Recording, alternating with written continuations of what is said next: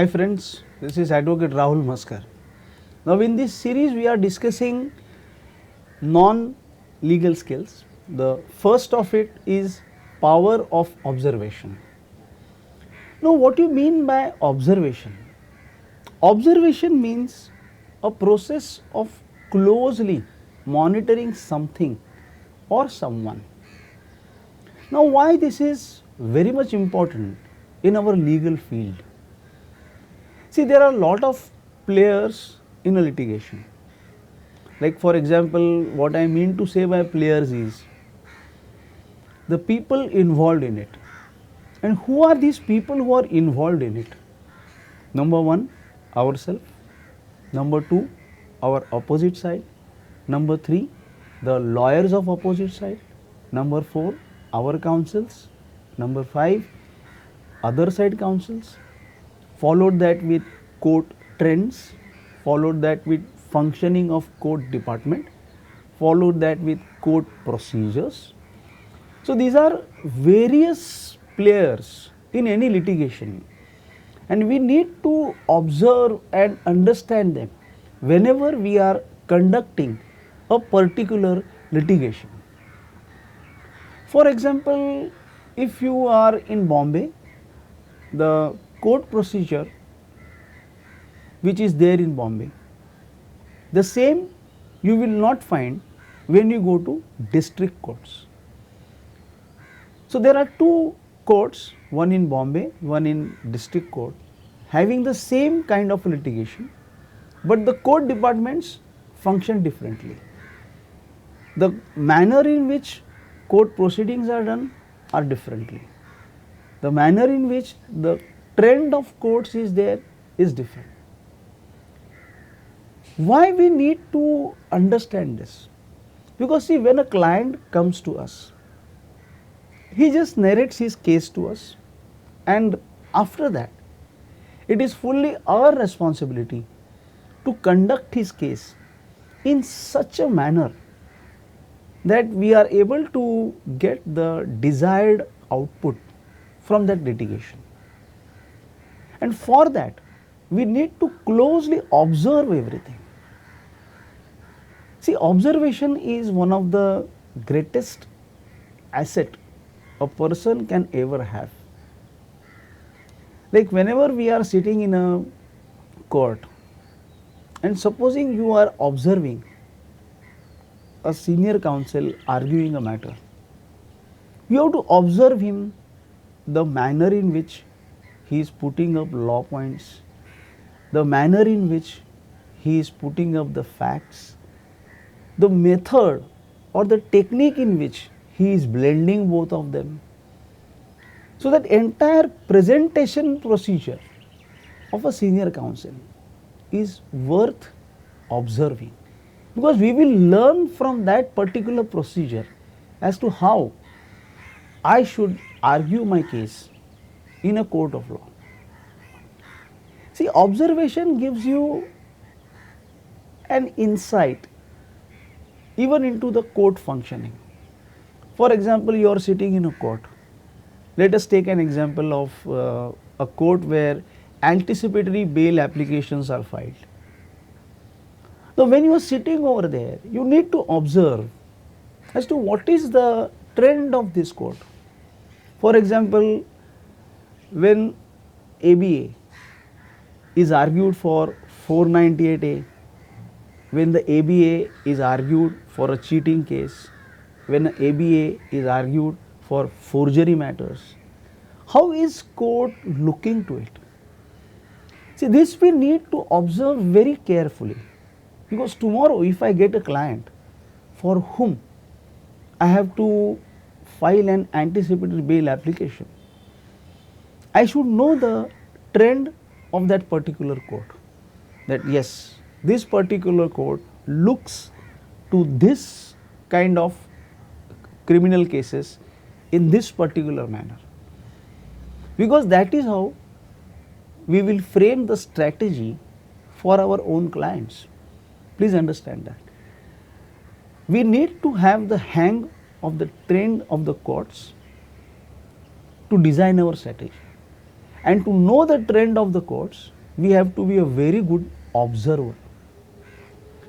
Now, what does observation per se gives us? Number one, it increases our knowledge of the entire field. Like, our observation tells us that yes, this is a trend of a particular court, or the observation tells us that these are the legal procedures, or say court procedures, court department procedures, which I have to follow before my matter comes in the court. See, these are all minute activities, but they play a very important role when we are especially arguing, or we are going to argue a very crucial case before the court. So, any observation, maybe of court trends, maybe of functioning of court departments, maybe of certain kind of senior advocates, all this increases our knowledge as an advocate to understand and argue our case in the best possible manner. Now, what is the second benefit of any observation? It increases our analytical power. See, the reason is very simple. Let us take an example, that you are observing a criminal case, and the case is of murder charge 302 of IPC. Now, one senior advocate is doing a cross examination. You observe him. After that, again a case of 302 is called out. Another senior lawyer is doing his cross. Now, when you observe these two seniors, you actually try to analyze as to what was there any similarity with them, or they had their distinct things, how they created a good impression, how they spoke to the witness. So, this is what analytical power, and from this analytical power we derive a system for ourselves, that yes, I will now, whenever I get a case of 302, I will see to it that I will handle it in this particular manner. So, that is something which is you derive once you have knowledge from observation. The third important factor which goes in your mind is your thought process changes. See, the more we observe, the more we analyze our own thought process regarding that particular activity, maybe an injunction suit, maybe a writ petition, maybe a criminal case, maybe a bail application, whatever it may be, that particular observation changes our thought process. Initially we might think that, oh, this is how we have to argue, but when we go to courts, when we observe the court trends, when we observe the senior lawyers, we come to know that no, this is not the way what I was thinking. I have to modify some of my thoughts, and then only I will be able to really get the output which my client wants. The fourth most important benefit which we get is that it increases our vision. So, it is like widening our vision. Initially we go with a very small aspect. We know, okay, this is what I am thinking. But slowly and gradually, the more and more we observe, the more and more we learn, our own vision gets wider. And that is what is needed. Friends, we have said in our first video the thoughts of the greatest lawyer, Ram Jethmalani sir. And if you analyze that logic, that a lawyer knowing philosophy, literature and art, this is actually what is needed when we widen our thoughts. Because the more we widen our thoughts, the chances of our presentation are in a different manner, in a different dimension, are very high. Coupled with this, you also get certain other benefits. For example, once you know the court trends, once you know the court procedures, once you know how it can be functioned, you can derive a correct path, a correct strategy for your client. At the same time, your decision making becomes more certain.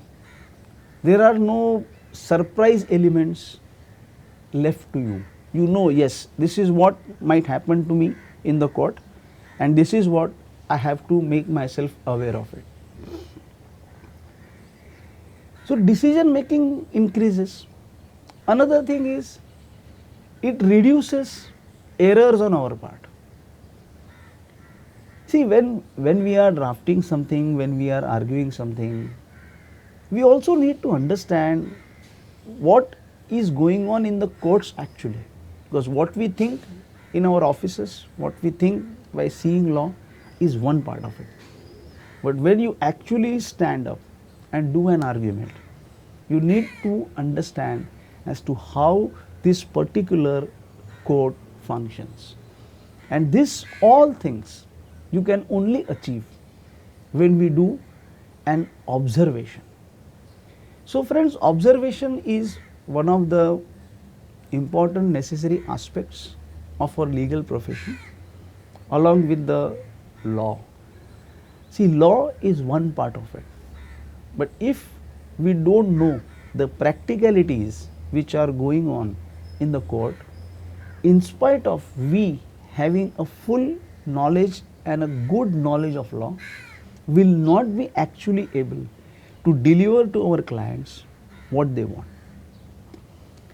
So friends, we conclude our observation video here, and we'll now next move to the power of visualization. Thank you for giving your time.